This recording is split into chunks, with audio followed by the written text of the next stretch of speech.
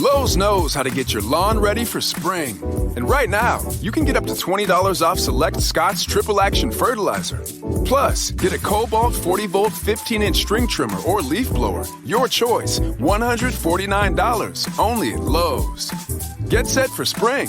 Visit us in-store or online today because Lowe's knows home improvement.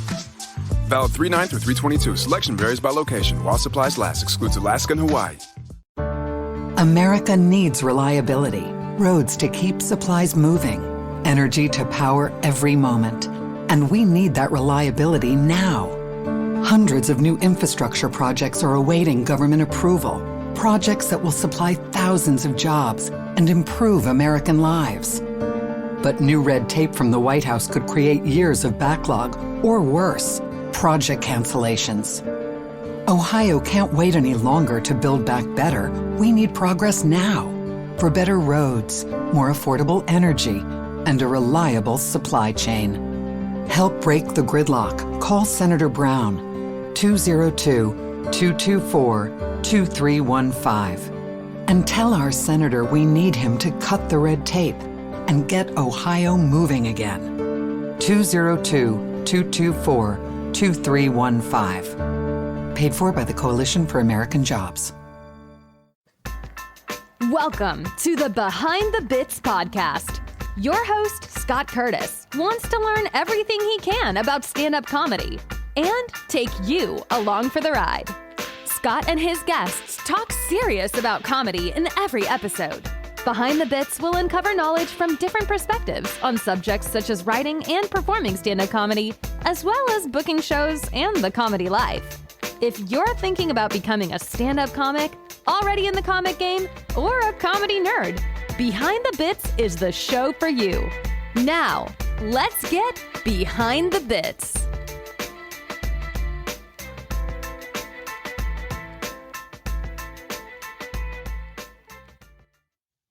All right, we're back at Behind the Bits podcast. I'm still Scott Curtis, and I've got Krish Mohan with me. How you doing?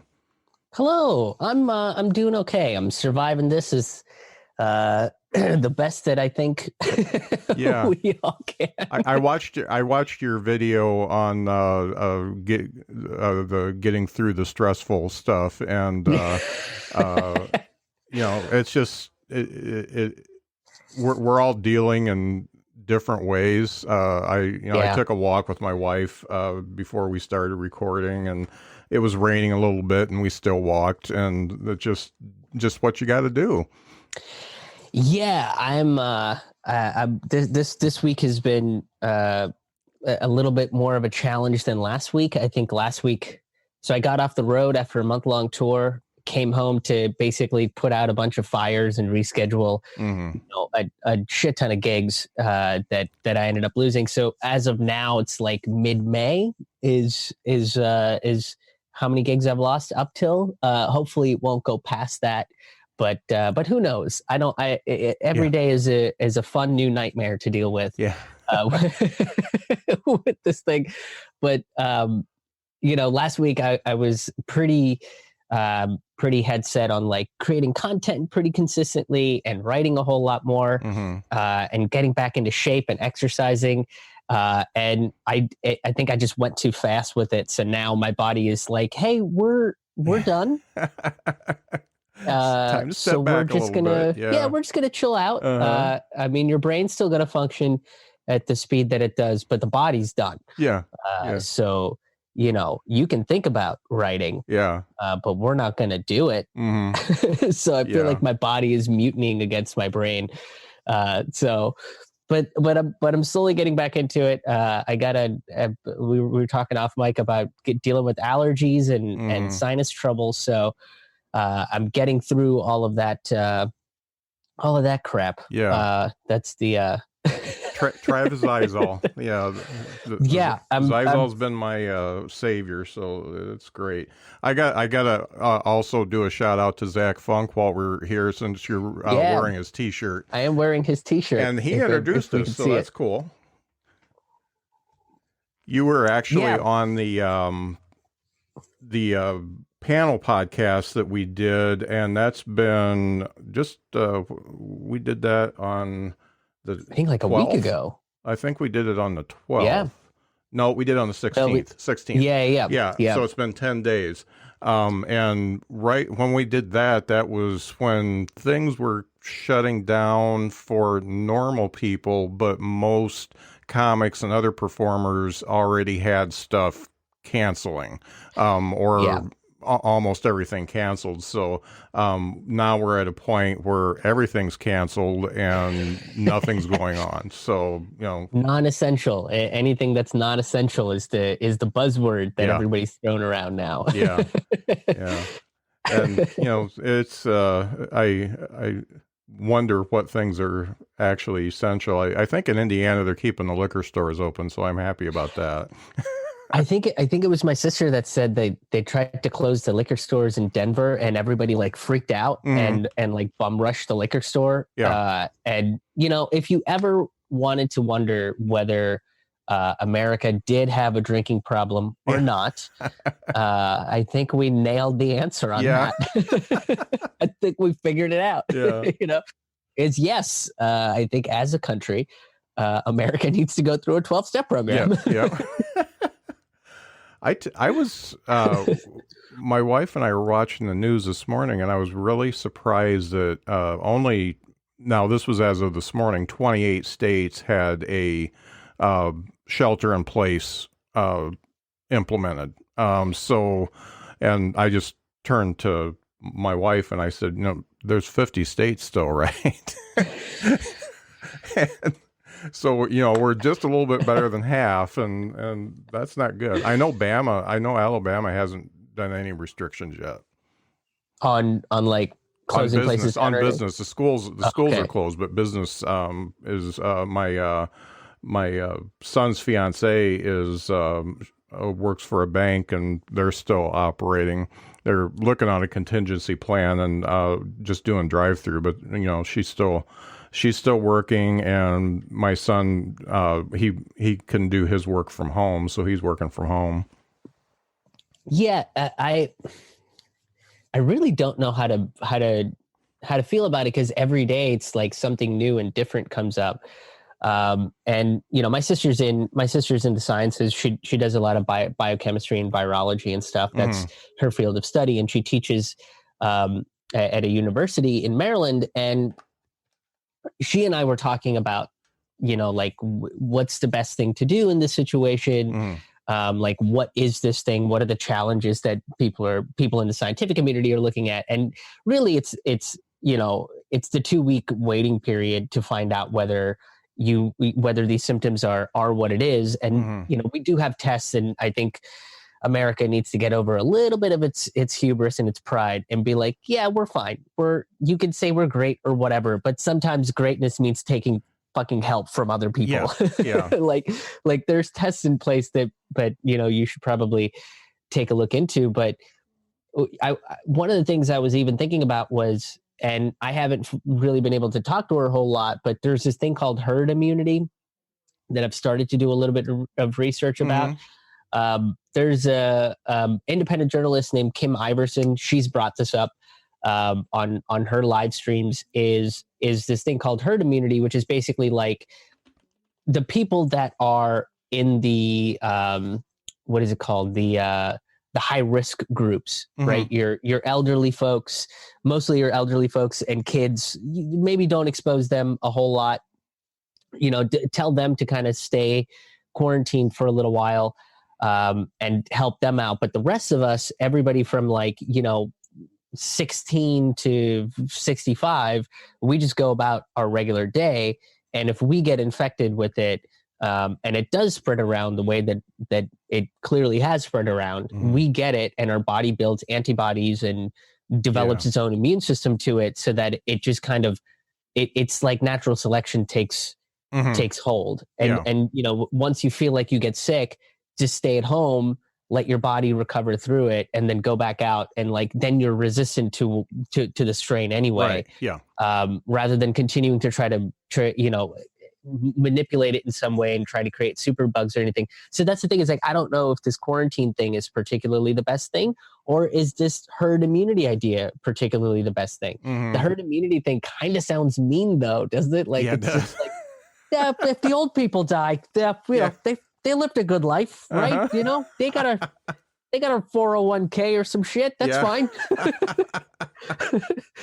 So I know it sounds mean, but that's the thing is like every day there's always something new that we have to digest. And I've been like, when I heard about the herd immunity thing from Kim Iverson, I was like, okay, that's interesting. I don't think I've heard this too much before, but I've been so focused on, you know, what they're doing with this economic stimulus and how, you know, this thing has affected the economy, because you can only focus on one or two things at a time. Yeah. And there just seems to be this overwhelming amount of news and information.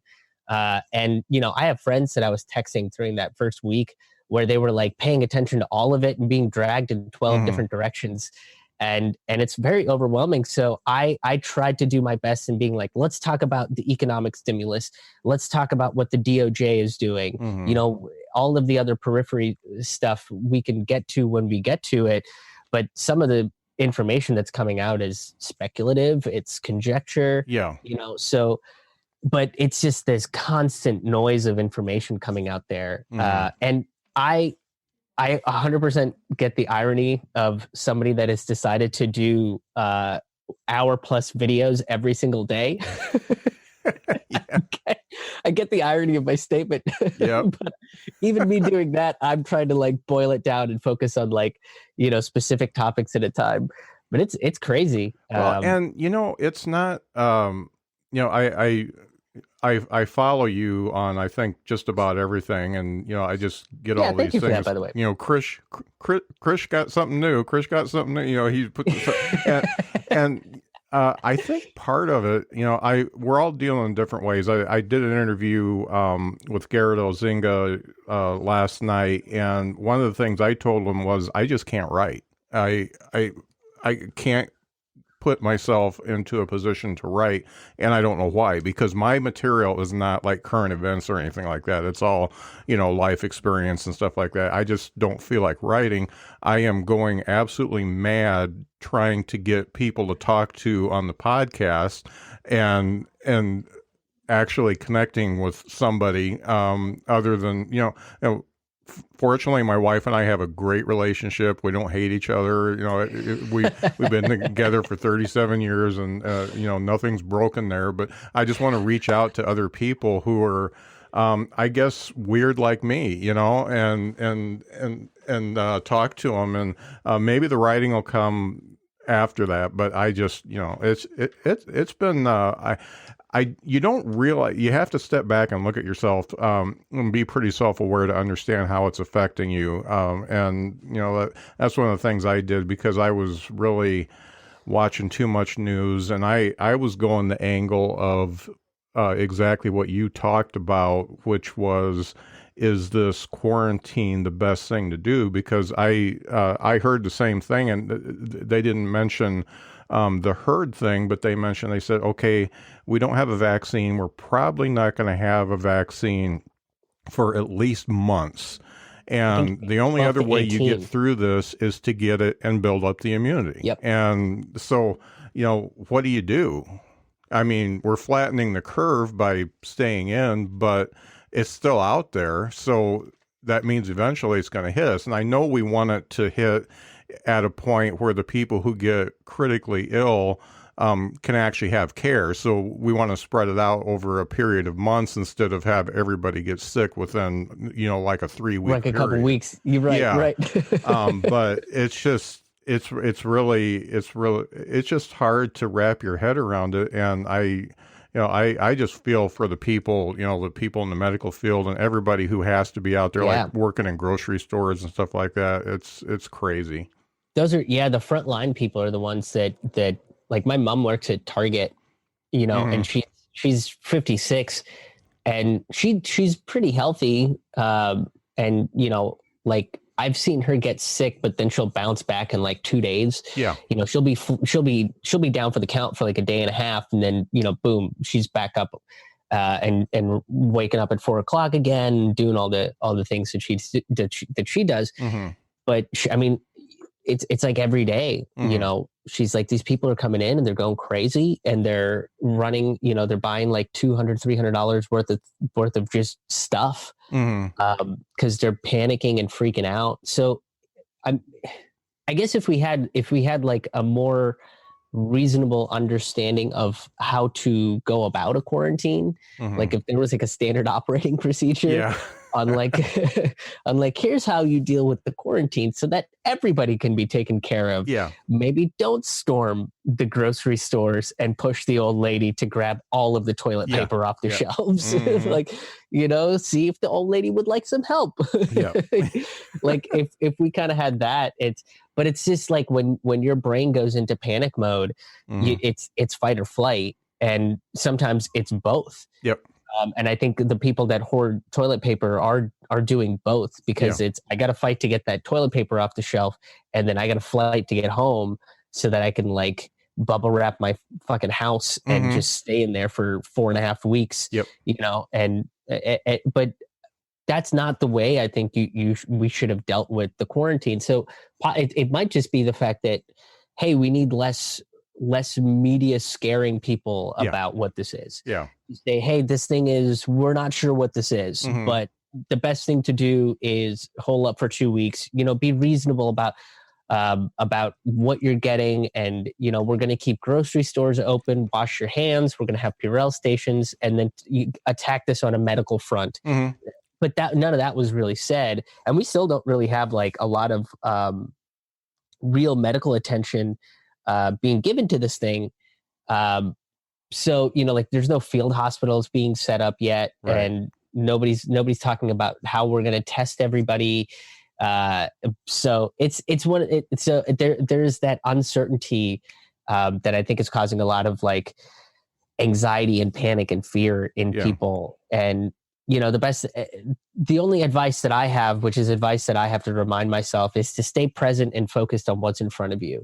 You know, is what's in front of me now is, you know, doing the videos every day, is keeping in touch with people and doing whatever I can to take care of my physical health, my mental health, and trying my best to just put pen to paper and write or draw. Like I used to draw a whole bunch. So, but it's easier said than done, you know?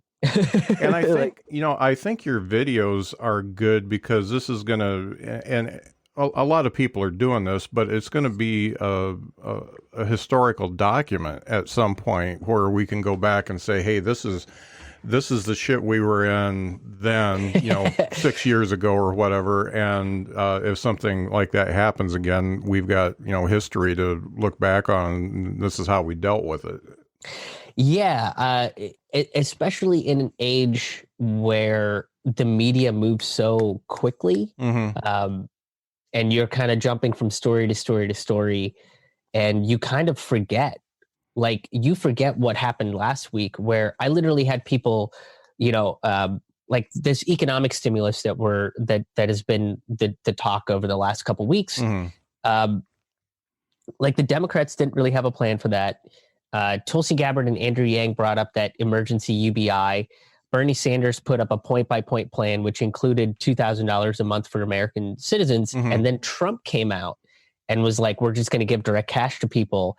And the Democrats were blocking that, right? So the Democrats came out and blocked the UBI. So then the Republicans conceded, and then the Democrats were like, but that's not good enough. What you're saying is no longer good enough. And then people were like, see, the Democrats have been on our side. And I was like, wait a minute, but like 3 days ago, they weren't on our side. Like, what the fuck are you talking about? But that's so with the speed of everything, you can go back and say, see, look at this story that, you know, I covered or Ron Placone or Jimmy Dore or whoever it was, they covered the story, which documents the fact that, you know, this is the thing that happened, so that we're not constantly gaslit by our own history. Because I think that's the speed at which all this stuff moves. That's kind of the thing that happens is you forget that, oh, last week, this person that's saying the complete opposite and not even acknowledging it, you know, and that's kind of what gaslighters do is they kind of say whatever, they say sorry, I'm like losing the word, hypocritical statements. Yeah. Like oppositional statements, but make no acknowledgement that what they're saying is completely oppositional to what they said like 10 minutes ago. Yeah. So, that's why you're 100% right. It's documenting, what's going on.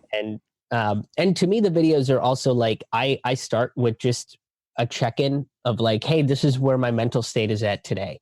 This is what's going on physically with me today. Here's some things that I've been thinking about. But and then I kind of do that just so people are encouraged to do the same thing. Like if I'm being kind of open and candid about my mental and physical state, that other people will also be open and candid about that, and understanding and compassionate towards each other. So, that's the hope. That's the goal. I'm not sure if I'm achieving that goal, or if that's even coming through, but that's the idea behind all that. And it's a good accountability check too for me. Right. And really all it takes is, helping one person out. It doesn't necessarily have to be masses. And, if somebody else says, hey, that's a good idea, I'm going to go with that, and I feel better, then that, I guess for me, that's good enough. And yeah, me too. I look at it the same way. If one person listens to what I'm saying and said, hey, you're going through this anxiety thing, me too. And it's good to see somebody kind of have a plan. It helped me figure out a plan for myself, and vice versa. I've definitely seen, other people come up. I had a friend of mine text me yesterday about doing kind of I guess like a comedy, a concept for a comedy album with 4 comics specifically about the quarantine. And I don't know the full specifics of it yet, but I was like, this is a fucking great idea. And just him kind of talking about it, kind of got me excited to say, okay, cool. Like, let's figure out what I need to do to take care of myself physically, so I can get to a point where I'm writing, about this experience or whatever it is, just so I can be a little bit more creative. And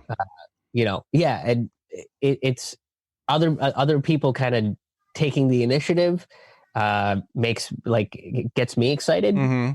Like when other people are excited, I get excited. I would love for somebody to take the initiative and bring me along with them, because I don't know if I've got that right now. It's so funny. Your mom's 56. I turned 56 in a couple months. So, no shit. Yeah.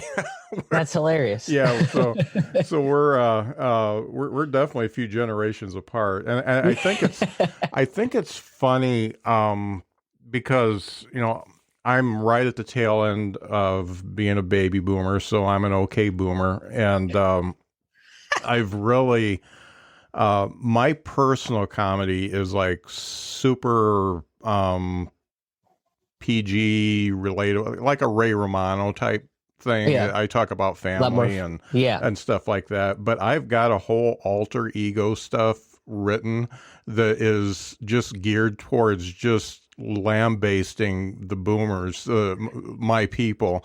And I've tried to insert some of that stuff into my nicey stuff, and it doesn't work there, because I'm totally switching gears and saying, hey, guess what, we screwed everything up. And but I've got it. So, maybe someday I'll become a social warrior like you, and become a totally different comic. But I would love to, I've probably, if I put it all together, I've maybe got 15 or 20 minutes of that stuff, but I could do more. I definitely, I'm watching from the inside out, and I can see everything we did wrong and everything I did wrong. So, so maybe someday, I don't know.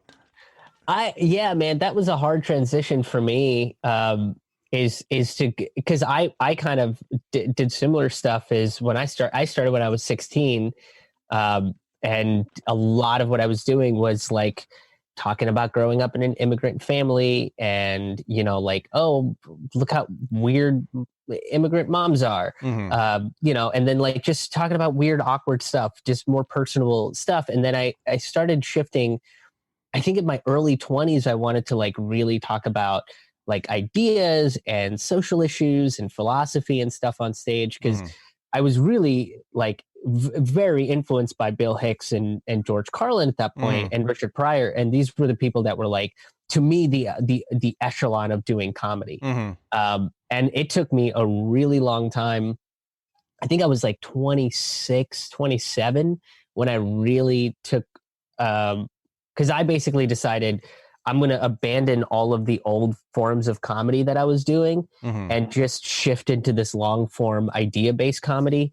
And really the person that encouraged me to do that was Stuart Huff. I don't know if you know who Stuart Huff is. I've got notes. I made notes before we talked, comparing you to. Oh, this is funny.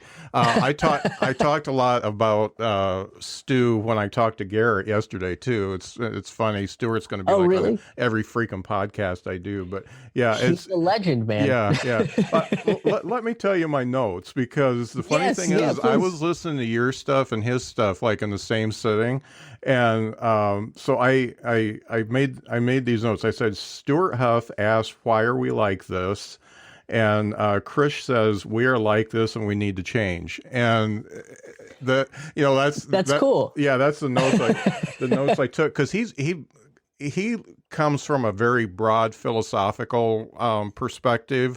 And you are a little bit like, hey, this is stupid. We need to stop doing it. You know, we need to stop shitting on Native Americans and stuff like that. So it's really funny how both of you attack it. You're a little bit more in the face, and Stu is a little bit more silly about it, saying, oh, you know, the arc is weird and stuff like that. And so yeah, it was funny. I made those notes when I was because for some reason I listened to both of you at the same time, and that's what I got.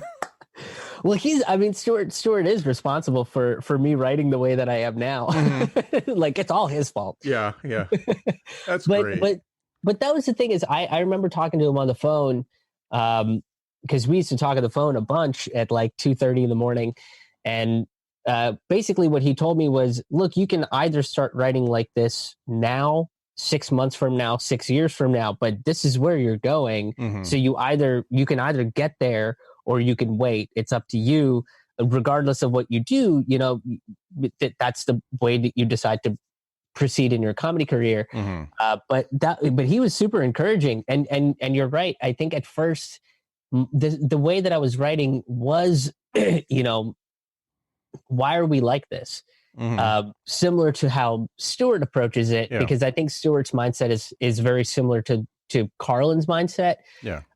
Carlin's mindset was, here's the way we behave, but why? Right? And he kind of just left it there, where Stuart is trying to answer that question. And for me, I am too. I'm trying to find out, you know, what is the cause of this, but let's not just leave it at the question and point out how silly our behavior is, but let's point out something that we can do that's different than what we're doing, that's better than what we're doing. And maybe I'm wrong, I don't know, but let's give something different a shot, because what we're doing now doesn't seem to be working. So I think if it wasn't for touring with Stuart as much as I did a couple years ago, Lee Camp, that's another guy that I was still open for on the road. If it wasn't for these guys, like, I don't think I would be thinking the way that I am. Right. or encouraged to continue down that line of thought. Because when I was in college, I actually had a professor that asked very similar questions in terms of graphic design. So it's sort of like every creative pursuit has, to me anyway, the correlation that I drew is all creative pursuit, the core of it is critical thinking, asking the right questions, and figuring out how you can find those answers. So that's funny. Is that's a really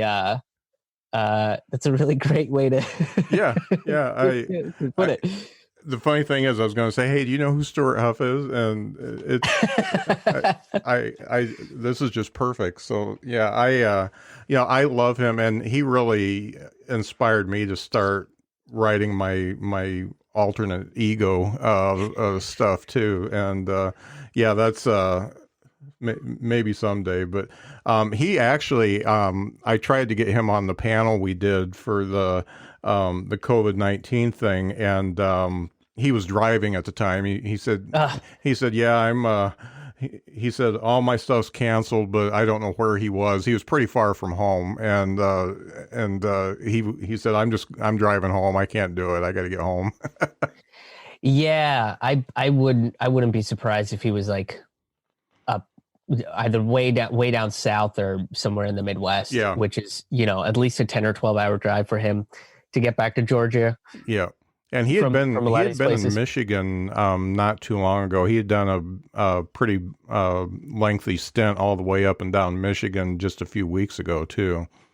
Oh, yeah. Okay. Yeah, that does make sense, because usually that's one of the things that Stuart and I would always talk about, is that the only reason that either of us would want to be famous is so that we wouldn't have to go into like the frigid cold areas in the winter. Like I could come and do Minneapolis like in July, and I could still sell tickets. That would be that's the dream, Scott. That's the dream. Yeah. It's Michigan is so funny though, because they get regular comedy going in pretty small towns, and I was just astounded by that, because I went to I did a mic in Kalamazoo, and I did one in Grand Rapids, and I started looking, and little towns like Saugatuck and stuff like that have regular things going on, and that's really cool, because Indiana does not do well at that. Indiana is also interesting though, because I feel like it's like that whole Rust Belt area is so fascinating to me. Like over the last couple of years, I've had a significant like rise in the amount of conservatives that come see my show. Mm-hmm. And then they'll be the ones that, come and have, want to stand by the bar and have a couple drinks and like really talk about some stuff. Yeah. Not like the people that kind of line up exactly with what I'm saying on stage don't. But it's interesting to see the conservatives come in and still laugh at it, and then come up and say, well, I never thought about it that way. Yeah, that's I've never heard anybody put this argument in the context that you put it in. Right, and it's like, great, cool. Tell me how you have heard it. Talk to me about that. But Indiana, like Ohio, Indiana, Michigan, Kentucky, like all of these places, I've had way more conservatives come up and come up and talk to me about like, hey, we think differently, but we kind of believe the same things. Let's talk about where we kind of, where the road splits for us. And it's usually in like the execution of the plan. Mm-hmm. But even then it's like, it's so minor, like these are minor technical details. So there is something about that Rust Belt area where, once you kind of live there, or once you kind of see it happen, you kind of realize like these political lines that we've drawn in the sand don't matter. No. Yeah. And I'm, I'm really happy that, a lot of conservatives are getting, for lack of a better term, more woke. It doesn't necessarily mean that they're going to change their viewpoint, but they're listening to other people. They're listening to people who think differently than them. And I appreciate that, because I was like super conservative for most of my life. And, I changed, fairly recently, within the last, 6 or 7 years. And, it was a very gradual change, just because, I started watching and learning about things, and I wouldn't consider myself to be a hard liberal or a hard conservative. I just more common sense.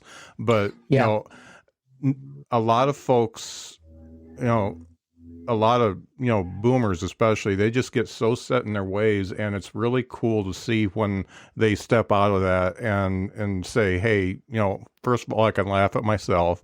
And second, maybe these young people have some actually good ideas. Maybe they have a point here, Yeah.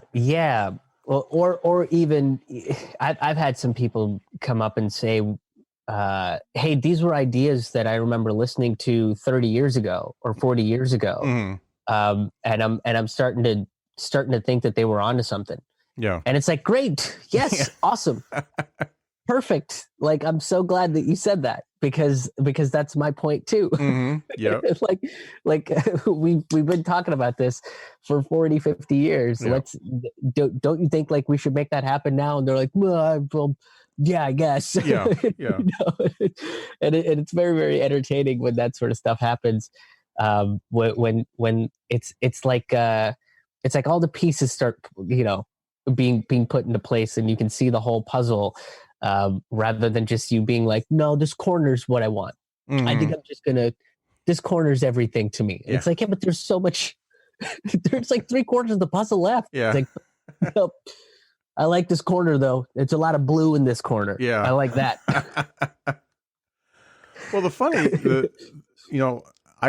I never, I was born and raised in Indiana, and I had no idea, how culturally deprived Indiana is until, I started traveling, and, the kids moved and stuff like that. And I'm like, holy cow, I had no idea. I mean, we are just white bread, American potato eating people. That's just, and it's South Bend kind of it's kind of I guess a spot that isn't quite so red, and it's got a little bit more going on for it, for being a small city. But when I traveled around different places in the country, I'm like, holy cow, there's a lot of different people around here and a lot of different ideas, and it's not really getting to us so much. Yeah. There was I had to shelf this piece because it didn't fit into the album that's coming out soon, the show that I just wrapped up working on. But I was basically talking about that was by design. Is the country is so large that what you're talking about, the fact that we don't know how similar we really are, or like, oh man, I can't believe that so much of this country is still stuck in racial divides based on how the cities are oriented and so on. It's like St. Louis has very similar problems in terms of neighborhood segregation as Pittsburgh does. Pittsburgh has similar water problems that Flint does. So but like, how do you know, right? How do you know what's going on in these little cities and these little communities? And that's done by design. Like Madison advocated for this country to just be enormous so that, like the working class people on a national level can't really come together and push back in a fully effective way. And that was Madison's, like, he wrote that into the Federalist Papers and kind of advocated and pushed for it. And if you pay attention to history, like we've kind of nailed it. Like the Louisiana Purchase, westward expansion, the constant wars with the natives and Mexico and everything. Like, we co-opted so much of this land that people in San Francisco are so out of touch with people with Boise, Idaho, and now we have this battle of like, oh, it's coastal elites versus the flyover states versus the Rust Belt states. And it's like, no, we all kind of go through the same struggles. Yeah. We all kind of, when you really boil it all down, like most of us are just trying to take care of our family and our communities and each other. And again, what we're arguing about is these small semantics. But I decided to shelve that bit because it wasn't as funny as I could have probably gotten it. And I felt like I didn't have time, and it was also deviating away from a lot of the other stuff that I was kind of talking about in the show. So, but that's good, because now, I have I have some kind of, foundation to build something around. Right. That I have been doing for a few months, that I can go back and listen to these sets, and then, extract what I need to extract from it, and then perform it on stage when we're allowed to see the outdoors again. Yeah. So that kind of segues into, I'm very interested in your writing, because it's obvious that you're very socially conscious, and you have a lot to work with when you are socially conscious. You've got a lot of premises that you work on. But I've listened to a lot of your stuff, and first of all, you have a way of making it funny.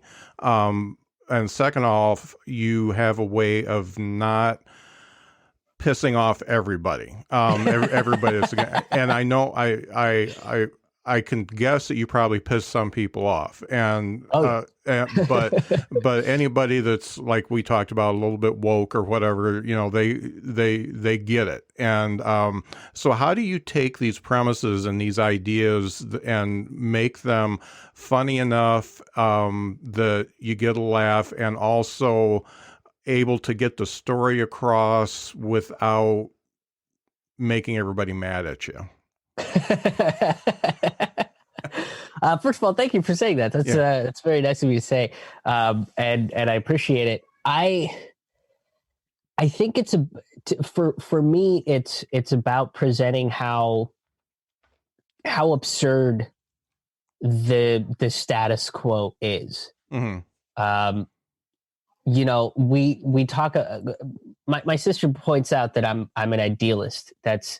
She'll constantly point that out every time we have a conversation about science or the economy or whatever it is. When we start getting into these deeper subjects, eventually, we're not mad at each other. We get frustrated, because the departure for us is, she does not believe things are going to change, and I think that they should. Mm-hmm. And that's the major departure. Right. So because of I think I take a more idealistic view of the world, that my core belief is that deep down inside, I would say at least 90% of us are genuinely good people that want to help each other. It's just a system that we've created around us doesn't value or encourage that kind of like generosity and kindness. Right.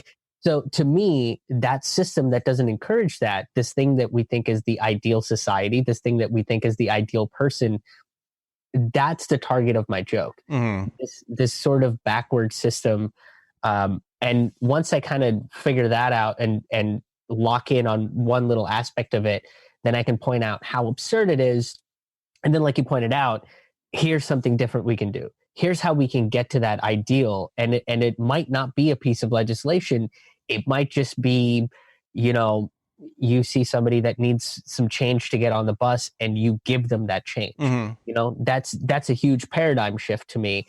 But that's the part that I don't think is particularly funny. Everything before that can be, because everything before that is about a system, not about a person.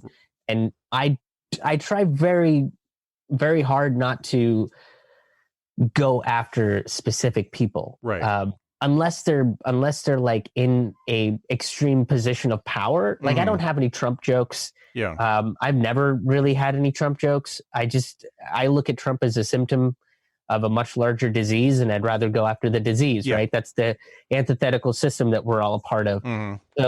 So like the album I'm going to put out probably in the next few months is, I do have a whole chunk about Jeff Bezos, but that's because that guy's a sociopath. So, and I think that's the 10% that don't, it's hard, because I think that 10% of people don't value generosity, like genuinely don't value generosity or kindness or compassion. They're looking for greed and profit, and so they become like these mascots of this backward system, right? So making fun of Jeff Bezos is just making fun of a mascot of this larger system, in my opinion. So that's why it's like there are exceptions to my rule of where I don't make fun of people, but I'm like, I have a story in on Empathy on Sale about Uncle Marv, who's my ex-wife's uncle, and I don't hate the guy, but by no means do we have the same values. Probably not. We don't have the same beliefs. We're not going to vote for the same person, but deep down inside, I think he's a good person and he's trying to understand. So that whole story is about him trying to understand, something that he doesn't, and doing it in his own way.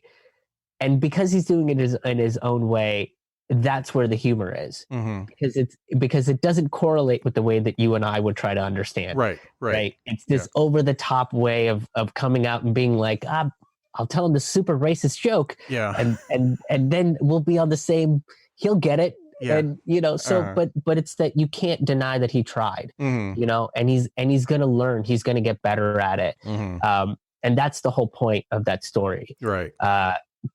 But I'm not trying to make fun of Uncle Marv. I'm not trying to make him the punchline of the joke, but rather I don't think there is a victim to that joke, in my opinion. I think where the humor comes in is it's like the comedy of errors kind of thing. Yeah, and I think it's more of a state of mind than a person. And it's the way it's people just glomming on to the parts of their culture that they feel most comfortable with, I think, sometimes. Yeah, I 100% agree. And the easiest thing for him to grab onto was a stereotype he knows. And what are stereotypes if not hyperbolization of an entire, ethnicity or race or something? Sometimes it's positive, sometimes it's not. So, at the end of that story, when he clearly said something super anti-immigrant to me, an immigrant that's, been in this country legally for a long time, him realizing his mistake and wanting to rectify it, kind of offer me an olive branch, that it's a comedy of errors, because that olive branch might not look like an olive branch to me. Yeah. But what I recognized in that moment was, but boy, he really tried though. And if I don't accept whatever that olive branch, it might just be one olive. It might not even be a branch. It might just be one pickled olive, right? If I don't take that, well, he doesn't learn anything, right? And we're not moving forward. And I'm not trying to understand him, and he stops trying to understand me. And this is for all intents and purposes, that was part of my family, and I can't, I'm not one of those people that's like, oh, you think different. You're my uncle and you think differently than me. Well, I shun you forever. So I saw no value or purpose in that. So even then, I think that's the mentality that might even be the target of the joke. Yeah. To me, the way I wrote that story and kind of took these deviations, to kind of make certain points throughout the bit. Really, it's a comedy of errors, because it's a group of people that don't understand what I think everyone expects them to understand as American citizens. So there's that aspect of it. There's the aspect of Uncle Marv offering this olive branch in a very strange way. But more than that, I think the target of the joke is, why would you not want to be friends with your family? Yeah. In some way, shape, or form. Why would you deny that because of a vote, or because of well, they have a different belief about religion than you do, or whatever? Why would you not want to try to learn more about that? Because these are people that are important to you, that help raise you. So that backwards mentality kind of becomes the target of that joke. Yeah. Per se. Yeah. You are so full of empathy, man. Empathy for Sale is a good name for that record. I listened to that bit, by the way, and it's it's funny. It's so hard to carry around that empathy sometimes because you're like, I am so mad at you. Are you okay? You know? You're mad and you're worried at the same time, and it's that's the type of stuff that makes ulcers. Oh man, I won't deny that it's not frustrating, because like I was talking to my sister the other day, and I was just kind of like, we were both bitching about a bunch of stuff. Cause that's like, we'll talk for like 3 hours, and like the first hour is just both of us just endlessly bitching to each other. Yeah. But we were talking about staying with my parents and like dealing with them as adults in a closed confined space. And as I was bitching about it, I was like, well, she's having a rough time too. This is like really hard for her too. Like, I understand, like, she had high hopes for this marriage too. Like, I get it, like, so, but it's super frustrating because it's at a certain point, like, you are still like, I can't believe this person, like, I just needed I needed somebody to listen to me and to what I was saying. Yeah. And this person just made it all about themselves. And it's like, oh, well, maybe maybe they didn't go through it. And so it's totally exhausting. Yeah, it is. Because you keep cycling back and forth. And then 20 minutes later, you're just like, I gotta shut myself in a room for just get away from humans for a while. Yeah. I think most empaths, I would say most empaths are probably introverts. I would agree with that. Yeah. And the funny thing is comics as a rule carry a lot of empathy. And they're almost all introverts, and it's funny. Most of the ones I have dealt with or worked with on a regular basis, we like to talk about either our sets, our bits, or really kind of complex ideas and stuff like that. We hate small talk. We don't. We don't like to talk about the weather and stuff like that. We just want to get right into a good conversation. And if we can't do that, we just want to sit at a table by ourselves and write. Yeah. It's funny is like, I don't get a chance to go to open mics as much. It's even before all of this craziness. Like I would, what I started doing and this was the aspect of open mics that I really missed, was going and sitting down and hanging out and bullshitting at a table and, rip. Lowe's knows how to get your lawn ready for spring. And right now, you can get up to $20 off select Scott's Triple Action Fertilizer. Plus, get a Cobalt 40-volt 15-inch string trimmer or leaf blower. Your choice, $149, only at Lowe's. Get set for spring. Visit us in-store or online today because Lowe's knows home improvement. Valid 3/9 through 3/22. Selection varies by location. While supplies last. Excludes Alaska and Hawaii. Thing or just like you were saying, like talking about comedy and talking about these complex ideas. And I remember, if I stepped outside for a minute and whoever I was standing around in a circle with, if somebody even was just like, it's a pretty good day, I'm just like, God damn it, we're not going to be friends. Yep. This isn't. This just isn't going to work. We're not going to go anywhere. It's like, yeah, it's a nice day, man. I got to go back inside. Yeah. But the person that's like, it's like, hey, who do you think came up with the idea of a street lamp?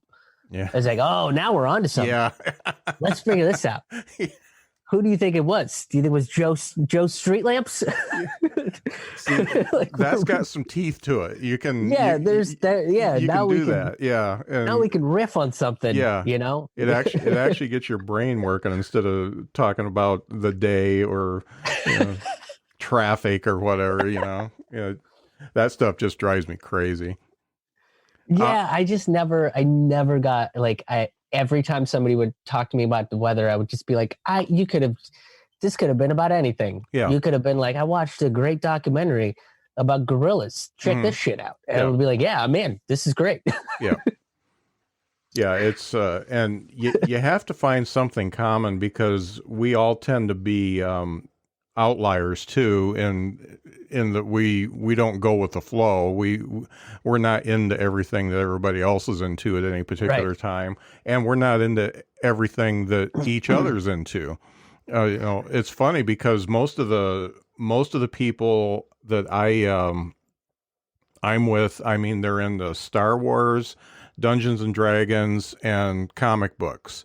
All the nerdy stuff. All three of those things, they don't mean a damn thing to me. I saw the first Star Wars movie in the theater when I was 13 or 14, and I was like, this sucks, and I never watched another one.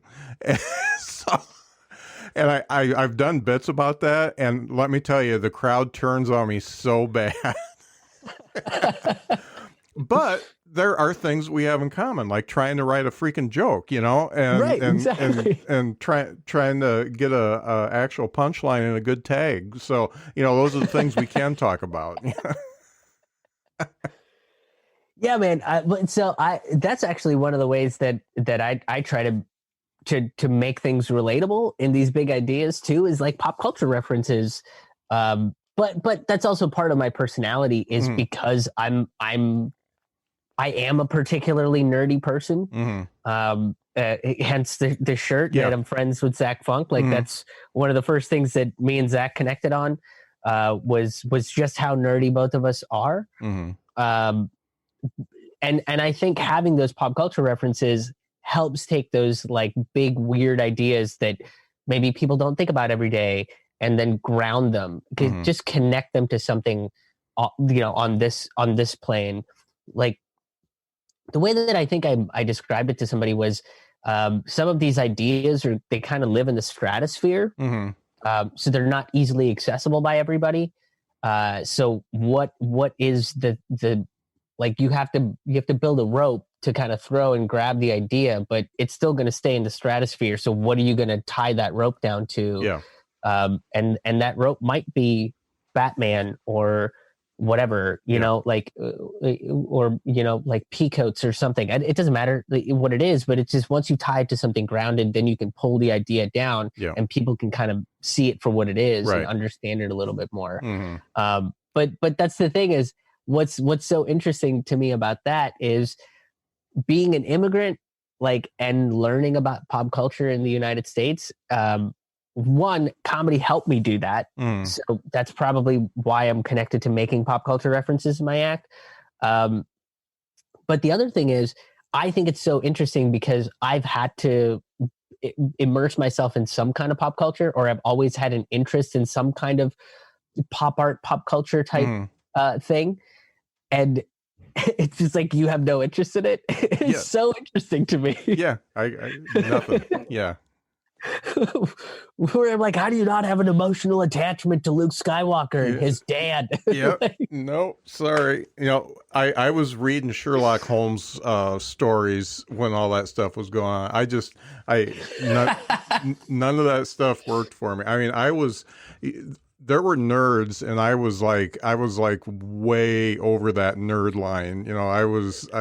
I was so bookish and just totally into everything. Horror movies, I love horror movies. That's so it depends. It depends. Yeah. I'm a friend of mine who does a movie podcast, and super funny cat.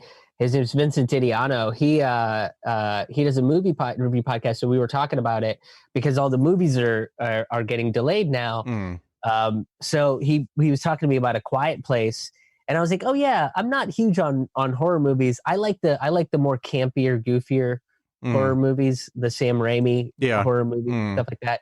I think the last real scary movie I saw was a film called Life. Have you seen that movie? No. Oh, dude, it's crazy. It's a sci-fi horror movie, which I think is part of the reason why I gripped onto it as hard as I did. Like Jake Gyllenhaal's in it, Ryan Reynolds is in it. Like it's a great cast. But I was like, yeah, it's like that's the last movie that's like genuinely terrified me as an adult. Yeah. And he was like, no, you should watch A Quiet Place then. Yeah. Because it's super creepy. And I guess they made Quiet Place 2 that was supposed to come out recently. So he was like, I'm gonna watch that, and I was like, oh man, I would have loved to just sit down and have a beer and fucking watch this scary movie with you. Yeah, Quiet Place. I was surprised because I didn't have high hopes going into it, but it was really good. It was very understated. You know, it wasn't That's one of what I those heard. things where big monsters and stuff like that all the time. It was more about the feelings and the family unit and stuff like that. So it was pretty cool. Yeah, that's the real kind of. To me, that's the way that you really evoke fear. Is in most of these horror movies, like I don't want to see the monster. Yeah. You know, like just evoke that sense of fear and then let my brain fill in the blanks. Yeah. Because that's the exciting part. And I think that's why we go to watch horror movies is because they kind of like engages our brain in this very interesting way. You know, same thing with comedy. I think it engages our brain in a different critical thinking aspect. Because every time I watch these, like even when I was watching Life, which it's on like a space station above Earth and stuff, it's like, I'm not a fucking astronaut, but like, what if I was? How would I deal with this situation? You know, what would I do in Ryan Reynolds' part? Yeah. Would I have the courage to do what they did? And it kind of makes you answer all these questions, and all of that like comes out of fear. Maybe that's the positive side of fear. Yeah. Is once you evoke fear, you kind of learn how to fight back against it. I don't know. Maybe that's what it is. Yeah. Why people like being scared. Now, I don't want to forget to talk about this because I already made the analogy between you and Stuart, but you know, there's a lot of different types of comedian out there, and you are definitely not like a bam bam bam laughs per minute type guy. You don't do set up punch. Right. Maybe you started that way. How do you feel like you've got a set that is put together that says everything you want to say and still has enough laughs for you to still be considered comedy? You know, because no, I know exactly what you mean. Yeah, because you're different. You know, you're not one of the even Stuart. I think has more tags in his stuff than even you do. You do a lot of setup and more storytelling. So tell me how do you do that in your writing process, and how do you know you've got something? I never know I have something till I get on stage and say it and listen to what the audience is reacting to. Because something that the writing process to that has changed, because I was, like you mentioned, I was set up punch for a while. I would do 1.5 to 2 minute jokes that had like 2 or 3 big pops in them, which I do think helps. Because when I get stuck in a story and it's like, oh man, there's like 3.5 minutes where I'm just telling what happened and there's no jokes in it, nothing even small, no tags or anything in it.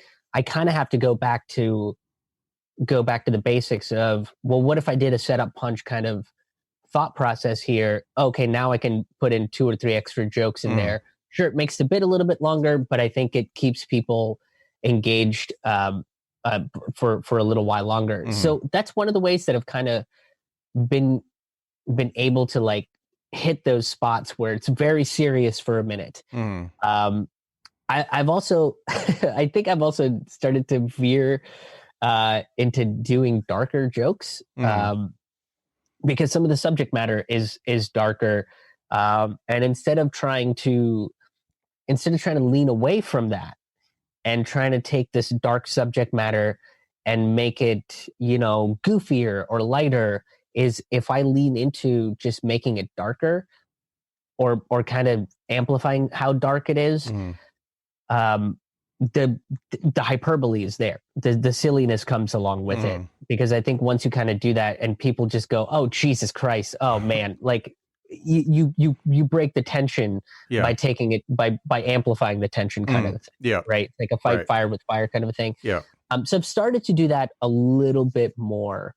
But when I write, the way that I've started writing now, because everything is so long form, nothing is pen to paper until I've done it on stage a few times. I come up with the ideas, like that Uncle Marv story. I was literally talking to my friend with my ex-wife in a parking lot in Atlanta, Georgia, and we were leaving to go do a gig in Augusta. And I was telling him the story, and he goes, man, this is like, you have to talk about this on stage because this is so ridiculous. It's so funny.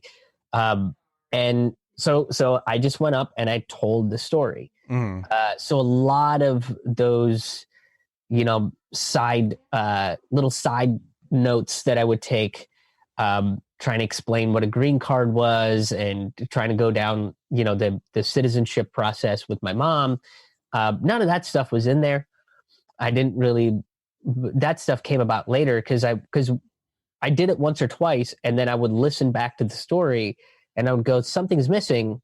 Oh, I brought up my mom's citizenship. Let's talk about that. Let's talk about what that process was like. So then I can take a side deviation, and now I'm talking about the military industrial complex in the context of this oath ceremony, right? So once I do it a few times, I listen back to it, and then I basically transcribe what I wrote. And then from what I transcribe, I can sit there and say, well, this didn't really get a laugh. I could probably expand on this a little bit more because it's not very clear as to what I'm talking about.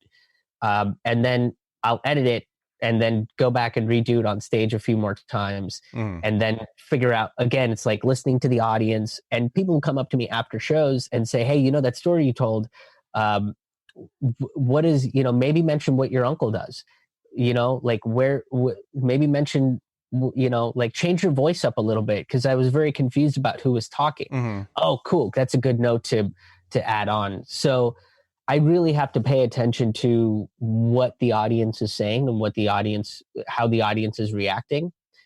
Because if it's not going to be funny, I at least want it to be engaging, so that if there is a 2-3 minute point in the story or in this long, bit that I'm breaking down a particular idea, if there's 2-3 minutes in the middle where there isn't a lot of jokes and it is exposition and setup, I don't want it to be boring.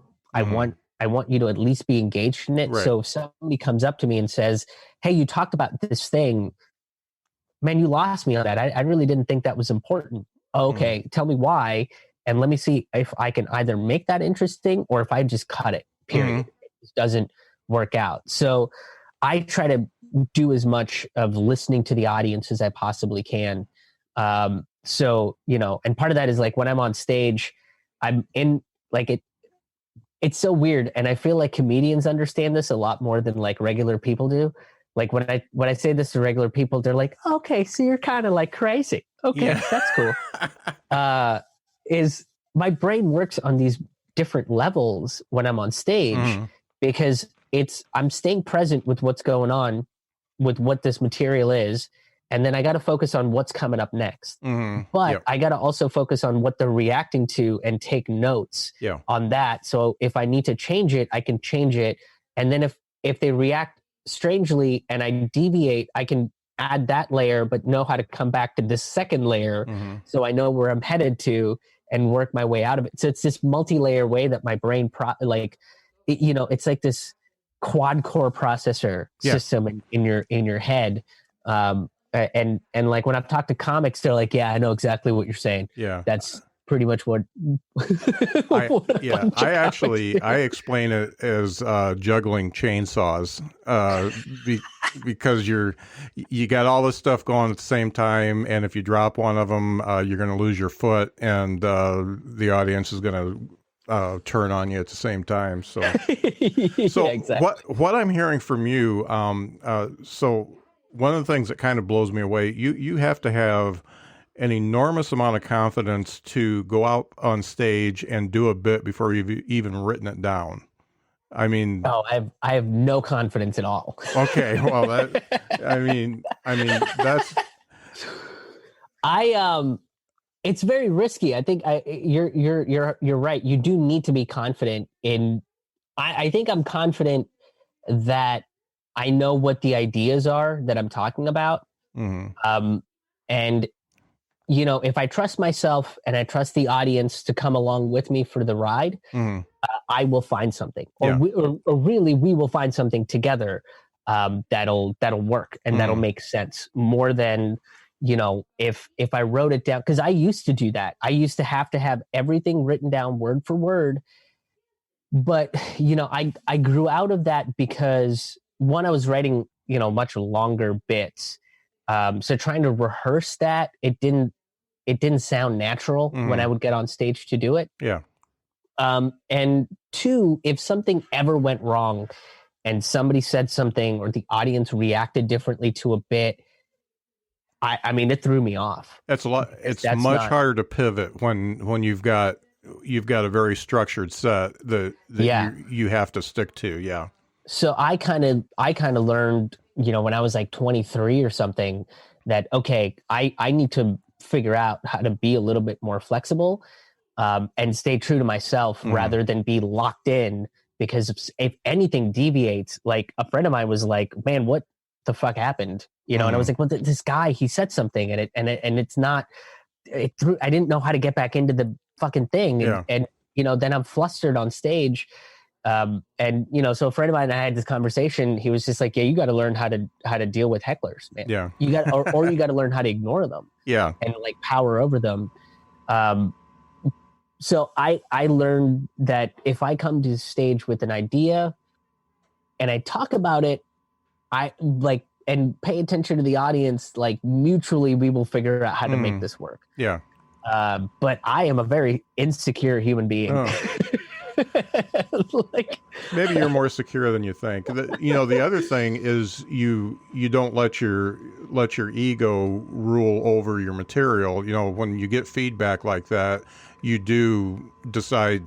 The hardest thing to do is to kill a joke that you love, and if it's not funny, it's not funny. I mean, if it doesn't work, then it doesn't work. And if you can't at least engage the people with it, and I've got a few of them that I just was in love with, but fortunately I started really late and I've been in business for a long time, so I know if you keep doing stuff that doesn't work, then you go bankrupt and you go broke really quick. So I've always done like the three set rule, where if it doesn't work within 3 sets and with the changes up, then I put it back in the vault, and then I might come back to it later and rewrite it and do something different with it. But jokes are never dead to me, but sometimes you got to take them out for a while. Yeah. I was very stubborn about that when I was a lot younger. I think in my early 20s, I was very stubborn about it. I had a bunch of material about a relationship that I was in that was like super specific to the relationship. And it was very funny to me and my girlfriend at the time, because it was super specific to our relationship, but nobody else thought it was funny. Yeah. Nobody else thought it was funny. I mean, this was like 6 or 7 minutes of comedy that I wrote that people were just like, okay, that's cute, I guess. Yeah. And I went and I kept trying it, and I would keep changing it. And, again, a friend of mine pulled me aside, was just like, dude, what's happening? Yeah. Like, you can't, all this sounds like, the first timer that does a bunch of inside jokes for their friends. And I was like, oh, but it's cute and funny, right? And they're like, sure, but I get it. You're in love. Yeah. Nobody else gives a shit. Yeah.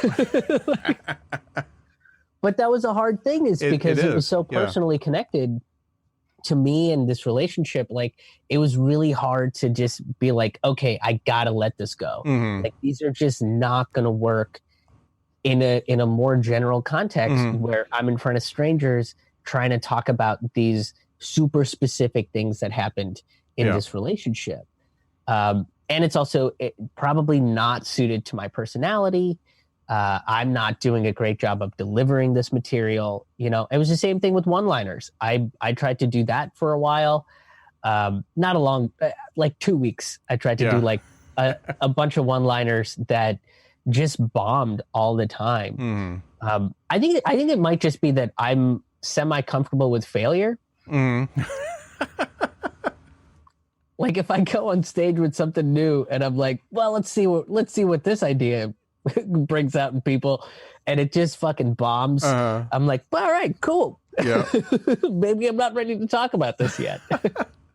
That's great. And that's funny because, you know, a lot of comics are like that. They're like, you know what? I love doing this so much that, you know, even a shitty night on stage is still better than not going on stage. And, you know, and you learn from it and change and grow, hopefully. You know, some folks don't. You know, I've seen some comics that absolutely don't.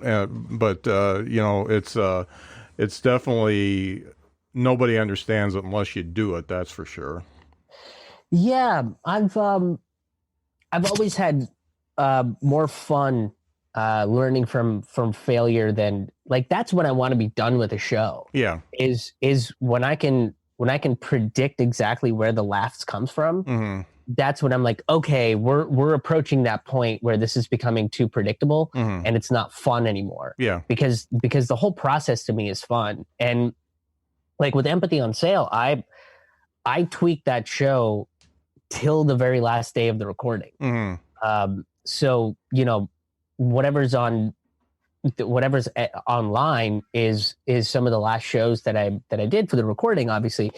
And, you know, I was still adding lines and changing some of the structure of the jokes to make them, you know, sound better, you know, editing some of them down and taking one or two little pieces out of them and stuff. Like, I was doing that till the very last minute. And once I did it, I was like, oh, cool. I was virtually able to predict where all the laughs were going to be, you know? And so now I feel at peace with this show. Now I feel like I've given this show like a nice little send off. Yeah.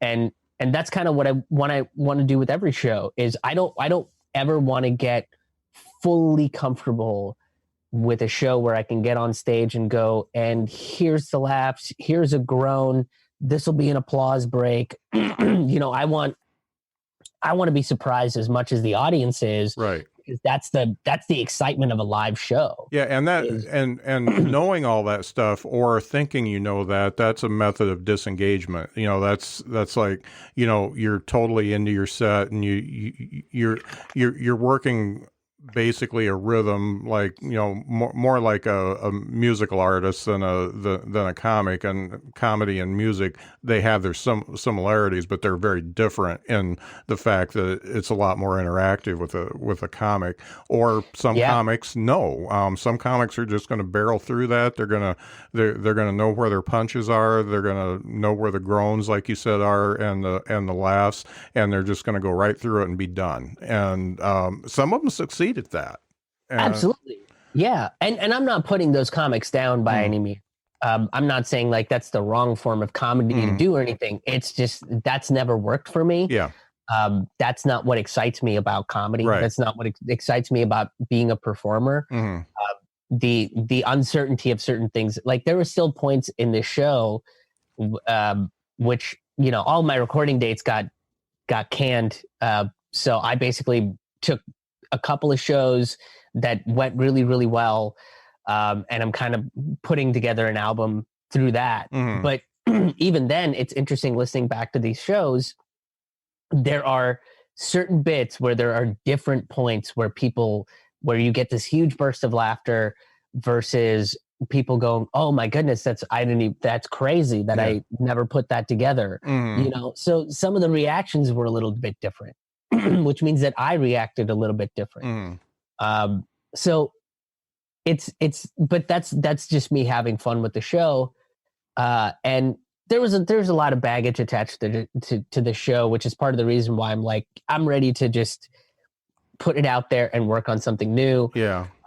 Get a fresh perspective and a fresh start with this thing. So that's something I am looking forward to. I am looking forward to getting back on stage and working on a brand new show, working on new material. And like I said, some of it comes from that bank of older material that when I did them, they were fine jokes, they were fine ideas, but they weren't as funny as they could be. Mm-hmm. I don't think I was in the right headspace to find where that humor was in some of them. They just came off a little bit angry and ranty. So now that I've kind of had more time to think and let it run in the background of my head, I think I can come at it with a fresh approach. And kind of pulling that in to create this new show. I'm more excited about that because I don't know where the laughs are going to be. You know, right. So I'm going to have to go back and start paying attention to the crowd and engaging with them. Right. Because as much as comedy is an interactive monologue, right? I think any sort of an audience reaction is them engaging with the show. Yeah. So to me, really, comedy is a far more collaborative process than what people think it is. Because without the audience, like, it is an active art form. You know, a lot of people are doing these online open mics and these online comedy shows and everything, and that's amazing and that's great. And we should try to learn how to use this technology to benefit us.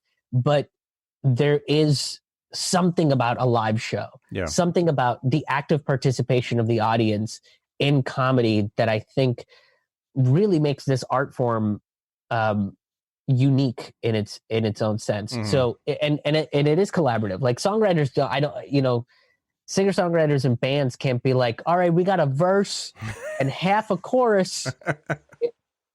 Through your reactions, we're gonna make the rest of it up. Like, everybody would be like, just play Freebird. Yeah. We're trying to get drunk. What are you doing? Yeah, I mean, musicians do play off the energy of an audience, but it's totally different other than that. I mean, that's really where the similarities end. One of the things I wanted to ask you, I see a lot of this. I see a lot of two types of comics, and I don't feel like I'm in a place where I can give advice or anything like that.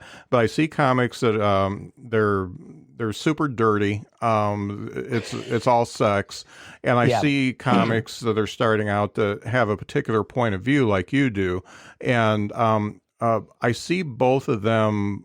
In both of those cases, not do very well because they don't know how to do it yet. And I've always, I listen to a lot of the old school people like Dreesen and stuff like that out there. And you know, when you start out in comedy, the first thing you need to do is find out how to be funny. So if knowing what you know now and how you work now, do you think you could make that work when you first started out? Oh, absolutely not. Okay. Yeah. Oh, no way. If I tried to talk about, let's say, the prison industrial complex when I was 16 or 17, it would be a nightmare. Yeah. Because at that age, I don't think I fully had an understanding of who I was and what I believed in. So there are still clips of me from when I'm 16, 17 on YouTube, by the way. That's still up there. And a lot of people are like, why don't you scrub that shit? Why don't you get rid of it? And I was like, one, I don't care. And two, it's a time capsule to see this is who I was at this age, and then now at 31, here's who I am at 31. Yeah.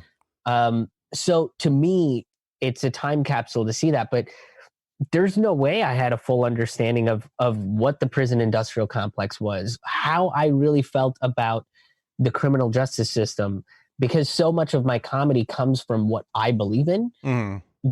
Having, a fragment of a belief system, because I mean, 16 to 21 was me trying to figure all that stuff out. Right. When I was like 18 was when I first wrote my first joke about religion. And even that, it was sort of this strange, incomplete joke about religion, because I didn't have a deeper understanding of what it meant to be religious, or what it really meant to be an atheist. Like, I think at 18, I was just angry. Yeah. So it was just like, I'm just going to be angry at God forever. That's what this material is. Yeah. But I didn't fully know how to present some of this stuff. Like, one of the most successful bits that I had from my college days was a bit.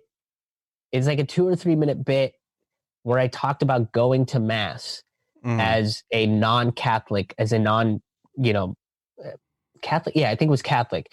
And what that experience was like, as like witnessing that as an outsider. Yeah. And the reason why it was successful is because that's what I presented it as. I presented it as, I'm coming to you from an atheist, former Hindu, attending a Catholic service, having no idea what the fuck is going to happen. Yeah. And that was one of the more successful bits, because it wasn't me trying to talk about an idea that I didn't fully understand, or a belief system that I hadn't fully formed and really had experience with or thinking about. So I mean, that's really part of it, is if somebody wants to go out there and do this type of comedy, a lot of that is going to be predicated on, do you understand where you are as a person, and are you communicating that effectively? Yeah. Because that's where the perspective is going to come from. Right. And that's how you're going to get people on your side. Yeah, I think it's a longer road. It is. But I still believe you have to understand the mechanics of a joke and of a bit, and you need to practice doing that so that you're comfortable on stage and all that kind of stuff. But seeing people like you and Stu and like Bill Hicks, and watch Carlin, the way he progressed through the years. I mean, he was like a short-haired radio DJ that started doing one-liner comedy, and then he's hippy-dippy weatherman, and then he's super socially aware and talking about the world. Everybody remembers old Carlin. Very few people remember the young Carlin, and it was totally different. And it's so funny you brought that up, because I did this a couple different times. Once by myself. I think I was driving from Chicago back to Pittsburgh, which is like a 7.5, 8 hour drive. And I got through 1 or 2 podcasts, and I was like, I have all these Carlin albums. Let me go back and listen to them.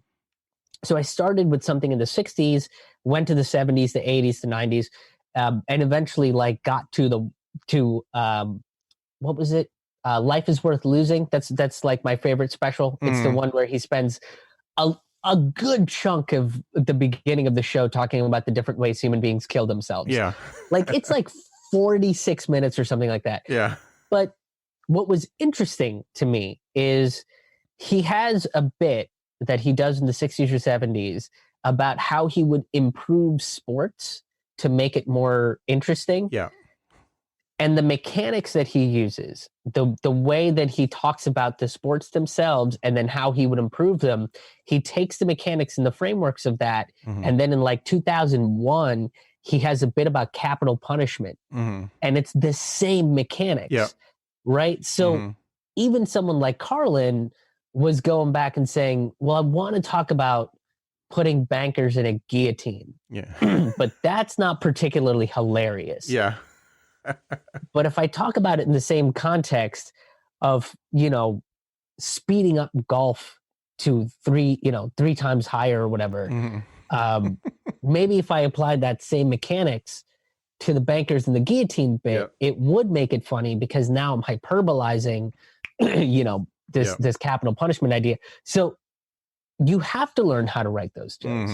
You have to learn the mechanics of it. You have to learn setup punch.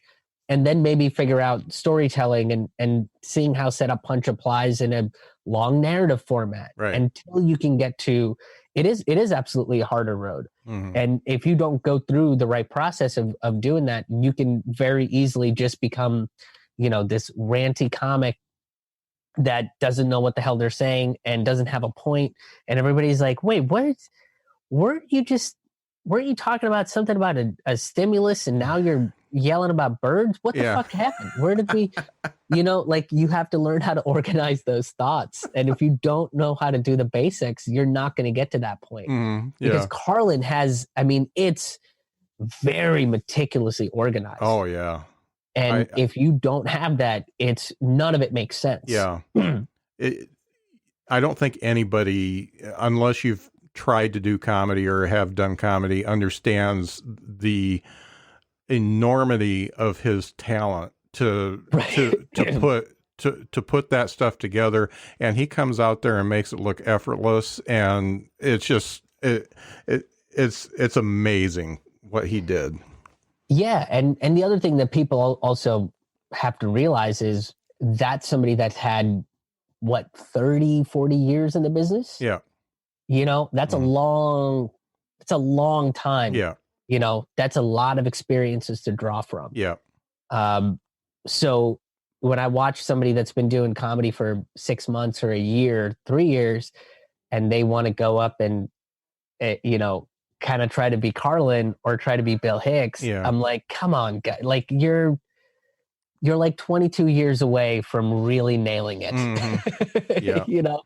Like, I kind of feel that way sometimes.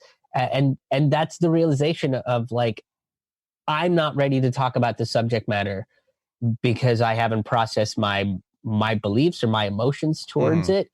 And that's, you can kind of see that in Carlin. You can kind of see that in Hicks is they have learned how to channel their frustration and anger into coherent, logical thoughts. Right. Where the emotion is the underlying factor behind it. When you're 22 and you want to talk about the war in Iraq, like you're just going to go on stage and yell about it. Yeah. Right. Yeah. And with very few jokes, because you don't know the mechanics of writing a joke. Yeah. And then especially writing a joke about a very sensitive topic where other people's emotions are also going to be involved, So my biggest advice to people that want to do like any sort of socially conscious comedy is take your time.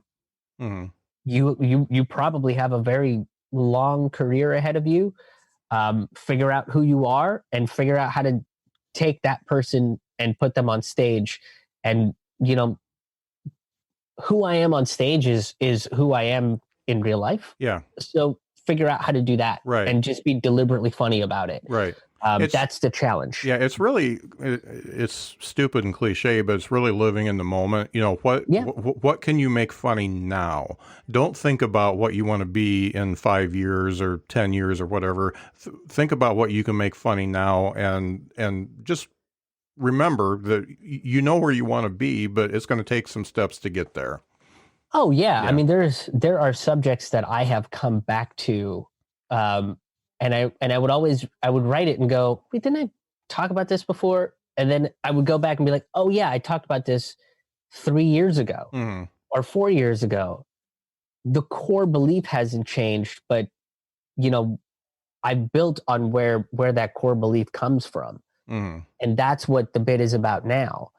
So, even if you go back and listen to some stuff that I was doing about religion in 2016 and listen to the stuff I'm doing about religion in 2020, there's probably going to be some similarities in the idea, but you are going to see an evolution and a growth of the idea. You're going to see it coming from a different perspective, because I don't think I don't think I'm as angry or resentful of,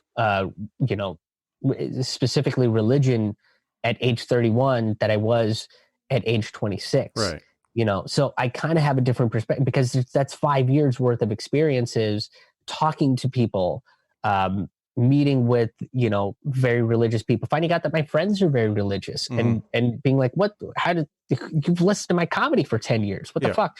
Like, so, and figuring out what it is about what I'm saying they connect with. And so you're going to have a vast amount of experiences, and touching on those similar ideas is not a bad thing. And like you said, live in the moment. You know, your moment now might not be the same moment that it was 3 years ago. Right. So that's okay that you're talking about the same topics. You know, like one of the issues that I haven't talked about on stage as much in quite some time is the issue of guns. And I was talking about it with a buddy of mine, and he was like, "How come you haven't written anything new?" And I was like, "Because I don't think I have anything new to say."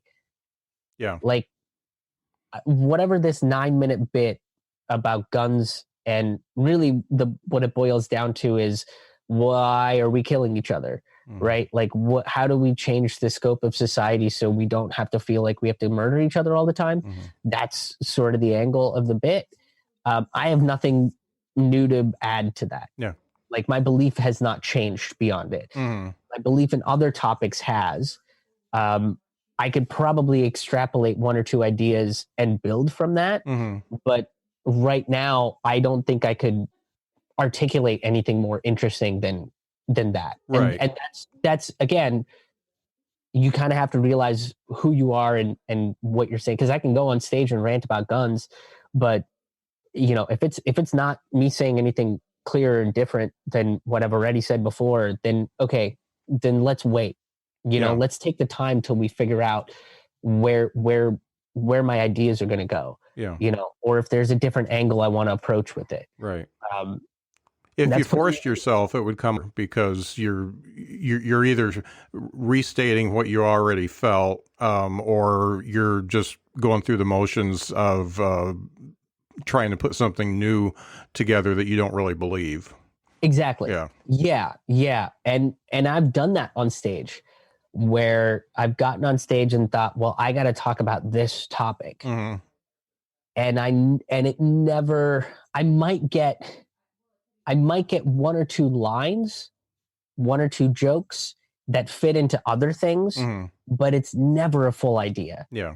You know, because like I said, it's forcing it. Right. And it sounds disingenuous, and it doesn't sound organic. Right. And so to me, unless I have something interesting to say about something, I'm not, but that's living in the moment. Yeah. Right. Like I'm not going to talk about something that I don't feel like is something I need to talk about right now. Yeah. And what's great about our business is if I don't talk about it, that's fine. There's like 37 other comics that are going to talk about it. That's just what I was going to say. You know, we've got plenty of them out there that are talking about guns or any other subject. So, you know, go search them out. You know, talk about the stuff that's really relevant to you right now. Exactly. Yeah. Be who you are. Yeah. One of the things I try to ask everybody, what 3 things do you feel that you know now that you wish you would have known when you started? Oh, wow. That's a big question. That's the only structured part of this whole podcast. So I like it. I think the first one is don't be afraid to fail. That's because failure doesn't mean that it's over. Failure is just a lesson. And when I was 16, I definitely did not have that mindset. Is like, even when I'm doing these daily videos, I'll do them, and then, you know, at the end of them, I'll be like, that one wasn't great. You know, I didn't feel particularly great about that one. And then it's like, that's fine. You know, like think about it, think about what you could have done differently and improve it for tomorrow, and you'll be fine. You know, rather than getting stuck on the fact that today's video wasn't as good as it could have been, you know, or 2 days ago, man, that was a banger, that, you know, that one got so many likes and there's so many people commenting. So, you know, I think being okay with that is one. If you see me looking down, I've started taking notes on all my podcasts now. So I devoted a book to taking notes to everybody I talk to. So that's smart. These 3 things, that's the one I write down for everybody. So that's what I'm doing. That's very smart. Yeah, that's very smart. The other thing I would say is flexibility, like to just be flexible and not be so rigid, because we're dealing with a pretty flexible world around us. The flexibility is, and maybe this is the third thing, is that flexibility is exciting. Embrace the chaos, because that's what's going to keep live entertainment alive for the duration of our existence. Is the fact that, like, you don't know what's coming next. Like that's the chaos of what's exciting. There might be an audience member that throws a beer bottle at you. Holy shit. Oh man, we couldn't have seen that one coming. Or like this happened to me a few weeks ago, where it was a joke that I wrote for me, and it would seldom get a laugh, and it fucking crushed. It's the only time that it's ever crushed. And I was like, what happened? Like, this joke never does this well, but it was exciting. So, but so embrace that chaos. I think those are my 3 things: is don't be afraid to fail, be flexible, and embrace the chaos. That's great. Yeah. And those are different from, no, don't be afraid to fail. I've heard that a couple times, but the other 2 I haven't heard. So, you get something new every time. I love it. Yeah. Yeah. I love it. So Krish, when people want to get a hold of you or find out what you're doing, what's the best way? What's all your social media outlets and your website and all that kind of stuff? Yeah. The easiest way to find all of my videos and my albums and hopefully the eventual tour dates will be on my website, which is ramennoodlescomedy.com. That's RAMAN noodlescomedy.com. And you can follow me on pretty much all of the social media stuff at Krish Mohan Haha. It's KrishMohanHaha. Okay. So that's my Twitter, my Facebook, and Instagram, and I'm on minds.com, and which is a weird alternative social media thing that I need to get back on. Yeah. But yeah, so I'm on a bunch of different things. Great. Did you do the artwork on your website? I did some of it. Okay. I do a lot of design stuff and draw a whole bunch. And sometimes I'm like, well, this seems fun. I'll add that to the. I like it. I also like the heavy music that you play too. Oh, cool. Yeah, I'm an old metalhead, and I don't listen to as much metal as I used to, but when I hear heavy music, I always get into it. So yeah. The band that I'm using as my intro music is a band called Old Game. Pittsburgh. They are phenomenal. They're amazing. And they're super, super sweet people too. And I will say that's one of the things that I am missing with this quarantine is going out and hanging out and listening to live music. Yeah. So same here. My wife and I, there was a meme that kind of was the epitome of us. We're the older couple at all the punk concerts sitting in the back. Yeah. That's what I'm getting to that level too, man. Yeah. I had to write that band name down so I didn't forget it. But yeah, that's Old Game. Yes, yeah. They are fantastic. Yeah, highly recommend them. Well, Krish, I tell you, I appreciate the time you spent with me, and it's been fun getting to know you. This is the second time we've talked. First time was in a group, but I really enjoy learning and just finding different perspectives and stuff like that. And I'm really glad Zach sent you to me, because this was great. I'd like to check in with you after this is all over, and see how we come out of it. So stay in touch. Absolutely, yeah. And hopefully I'll be in Michigan and Indiana, and I think in the fall right now is tentatively where that's going to be scheduled. So cool. I will definitely let you know, and hopefully we'll get to hang out and talk more about comedy and weird big ideas. Off as insincere. The Venture X card from Capital One gives you premium travel benefits, perfect for seeing Taylor Swift The Eras Tour. Presented by Capital One. Ooh, I do love her. Earn 5 times miles on flights and 10 times miles on hotels through Capital One Travel. Enjoy your stay in Suite 13. Whoa, 13? That's Taylor's lucky number. The Venture X card from Capital One. What's in your wallet? Terms apply. See CapitalOne.com for details. Lowe's knows how to get your lawn ready for spring. And right now, you can get up to $20 off select Scott's Triple Action Fertilizer. Plus, get a Cobalt 40-volt 15-inch string trimmer or leaf blower. Your choice, $149, only at Lowe's. Get set for spring. Visit us in-store or online today, because Lowe's knows home improvement. Valid 3/9 through 3/22. Selection varies by location. While supplies last. Excludes Alaska and Hawaii.